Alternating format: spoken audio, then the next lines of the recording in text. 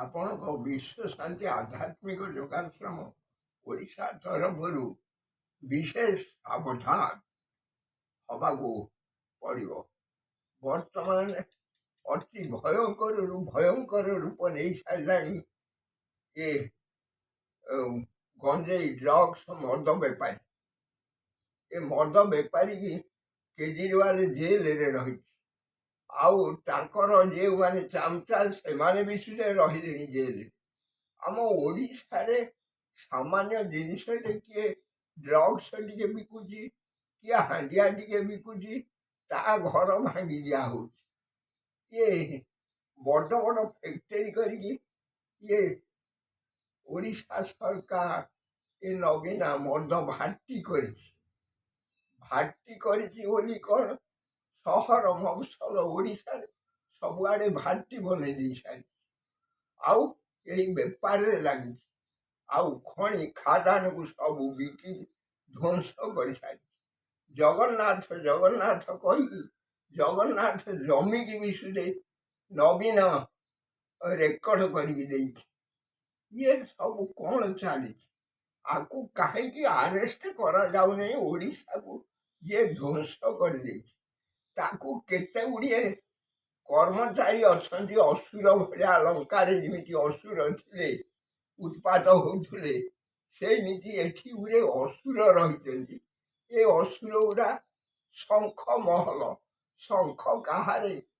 ଶଙ୍ଖ ସତ୍ୟ ଯୁଗରୁ ଶଙ୍ଖ ଦେଇଥିଲେ ବିଶ୍ୱଗୁରୁ ତାଙ୍କ ଭକ୍ତ ଇଏ ଶ୍ରୀକୃଷ୍ଣଙ୍କୁ, ତାଙ୍କୁ ପଠେଇଥିଲେ, ସିଏ ଗୀତା ବାଣୀ ଲେଖିଥିଲେ। ଇଏ କୋଉ ବାଣୀ ଲେଖୁଛନ୍ତି? ମଦ ନିଶା ବାଣୀ ଲେଖୁଛନ୍ତି। ଏମାନଙ୍କୁ ଆଜି ପର୍ଯ୍ୟନ୍ତ ଆରେଷ୍ଟ କରାଗଲାନି କି ଇଏ କରାଗଲାନି, ବାହାର କରାଗଲାନି। ସେଥିରେ ଯେତକ ଏ ଟଙ୍କା ରଖା ହେଇଛି, ଏ ଟଙ୍କାକୁ ବାଣ୍ଟିବା ଲାଗି ଇଏ ଓଡ଼ିଶା ସରକାର ଏ ତିନି ମୂର୍ତ୍ତି ଯାକ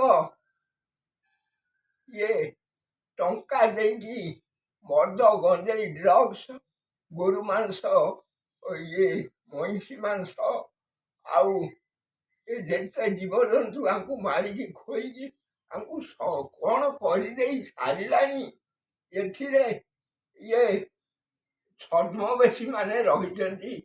ଏଠି ମାଗାନା ଓଳିକି ବୋଲିକି ଗୋଟେ ଭେଳିକି ଦେଖେଇକି ସିଏ ବିଶୁଦ୍ଧ ଏଇ ନିଶା ଖାଇବାରେ, ନିଶା ବେପାର କରିବାରେ, ଆଉ ଏମାନେ ସବୁ ପ୍ରଥମ ସ୍ଥାନ ଅଧିକାର କରିଛନ୍ତି।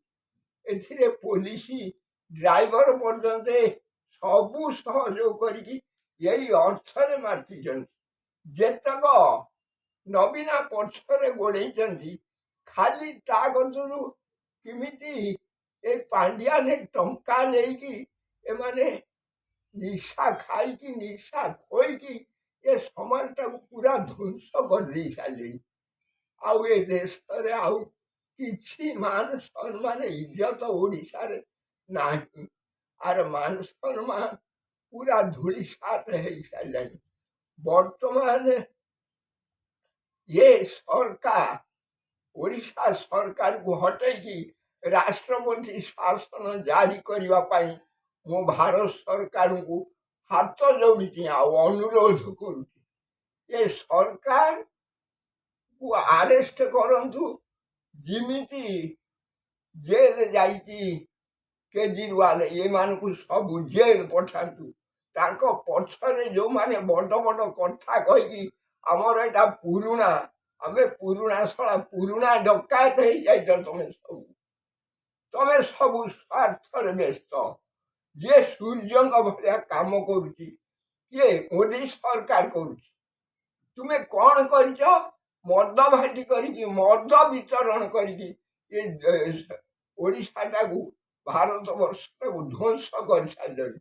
ଏଗୁଡ଼ାଙ୍କୁ ତୁରନ୍ତ ଯଥା ଶୀଘ୍ର ଆରେଷ୍ଟ କରନ୍ତୁ, ତାଙ୍କର ଚାମଚା ଗୁଡ଼ାକୁ ସବୁ ଧ୍ୱଂସ କରନ୍ତୁ। ଆଉ ଏ ଯୋଉ ଦଳ, ଯେତେ ଦଳ ଗଢ଼ିଛନ୍ତି, ଆରେ କି ଦଳ ଗଢ଼ିଛ? ଗୋଟେ ପୋଖରୀରେ ଇଏ ଘୋଡ଼ା ଦଳ ହେଲା, କାଞ୍ଚିରି ଦଳ ହେଲା, ଚିଙ୍ଗିଡ଼ି ଦଳ ହେଲା, ଗୋରୁ ଝାଞ୍ଜି ମାଡ଼ିଗଲା। ଏଇ କେତେ ଦଳ ହେଇକି ସେ ସିଙ୍ଗଡ଼ା କଣ୍ଟା ହେଇଗଲା। ସେ ଭିତରେ ସେ ପୋଖରୀରୁ ପାଣି ଖାଇବାକୁ ପାଇଲନି। ତା ଝାଡ଼ା ଫେରିଲ। ସେଗୁଡ଼ାକୁ ସଫା କରିଦିଅରେ ସବୁ। ଗୋଟେ ଗାଢ଼ ଖୋଳିକି ପୋତି ଦିଅ। ତାପରେ ତମେ ନିର୍ମଳ ନିରାମୟ ପାଇ ଶାନ୍ତି ପାଇପାରିବ। ଏ ସବୁ ଏ ରାଜନୀତି ଦଳ ଛାଡ଼। ଏ ରାଜନୀତି ହଉଛି ରାଜା ମହାରାଜାଙ୍କର ନ୍ୟାୟ ଉଚ୍ଚ ଧାରା ଥିଲା। ଏ ରାଜଡ଼ା ଆମଳା ଧ୍ୱଂସ ହେଇଗଲା ଅନ୍ୟାୟ କଲେ। ତୁମେ ସେମିତି ଏ 24 ବର୍ଷରେ ତୁମେ ବିଶ୍ୱରେ ଧ୍ୱଂସ ହେଲ। ଆଉ ତମକୁ କେହି ରକ୍ଷା କରିପାରିବେନି। ଯୋଉ ଦଳ ଗଢ଼ିଛ ଏ ଦଳକୁ ସବୁ ପରିଷ୍କାର କରିଦିଅ। ଏକାଠି ହେଇଯାଅ, ଗୋଟେ ଦଳ ହେଇଯାଅ। ତାପରେ ସେ ପୋଖରୀ ଦେଖିବ ନିର୍ମଳ ନିରାମୟ ପାଣି ପାଇପାରିବ। ଆଉ ତୁମେ ଏ ଯୋଉ ନିର୍ମଳ କରିବାକୁ ଚାହୁଁଛ, ଏ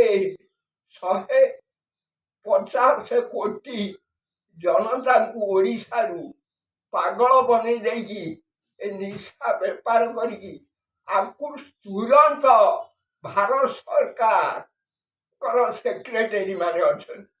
ଭାରତ ସରକାର ଦ୍ରୌପଦୀ ମୁର୍ମୁ ମାଟେ ଅଛି। ଭାରତ ସରକାର ଇଏ ମୋଦି ଅଛି। ଏମାନେ ବିଶ୍ୱଗୁରୁଙ୍କର ଶିଷ୍ୟ ହିସାବରେ ଆସିକି ଅଛନ୍ତି। ସେମାନେ ଯଦି ଆରେ ତୁରନ୍ତ ବ୍ୟବସ୍ଥା ନ କରନ୍ତି ଏ ସମାଜ ଧ୍ୱଂସ ହେଇଗଲା। ଏଟା ନିରାଟ ସତ୍ୟ ତ୍ରିବାର ସତ୍ୟ। ଆଉ ଯୋଉ DY ଚନ୍ଦ୍ରଚୂଡ଼ ଆସିଛନ୍ତି ସତ୍ୟ ଯୁଗର ଶାନ୍ତିର ପ୍ରତିଷ୍ଠା ପାଇଁ, ସେ ଯଦି ଆ ଉପରେ କଡା ଉପରେ ଗୋଟେ ଷ୍ଟେପ ନ ନିଅନ୍ତି, ଆଉ ଏ ଚକ୍ରଧାରୀ ଓଡ଼ିଶାରେ ହାଇକୋର୍ଟରେ ବିଚାରପତି ଇଏ ଯଦି ଗୋଟେ ତାଙ୍କ ଉପରେ କଡା ଉପରେ ଷ୍ଟେପ ନ ନିଅନ୍ତି, ଆଉ ଯେତକ ଆଇନଜୀବୀ ଅଛନ୍ତି ଏମାନଙ୍କର ଲିଡରସିପ ଯୋଉମାନେ କରୁଛନ୍ତି, ଏମାନେ ଯଦି ଗୋଟେ ଷ୍ଟେପ ନ ନିଅନ୍ତି, ଆଙ୍କର ଘରେ ଘରେ ମହାଭାରତ ଯୁଦ୍ଧରୁ ଯୋଉ ଓଳିଏ ଥିଲା ତାଙ୍କରି ଘରେ ହବ। ଏଥିରେ ତିଳେ ମାତ୍ର ସନ୍ଦେହ ନାହିଁ। ଇଏ ବିଶ୍ୱଗୁରୁଙ୍କର ନିର୍ଦ୍ଦେଶ ଆଉ ସତର୍କ ପାଇଁ ସାବଧାନ ହେଇଯାଅ।